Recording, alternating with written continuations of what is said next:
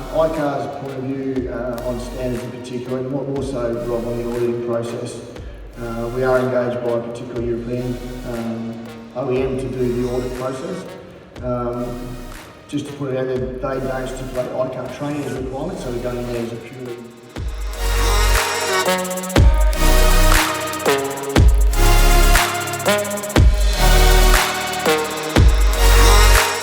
Critical, because we can't afford to damage that metallurgical structure of the steel too much, and we need to leave around about 40% of it intact.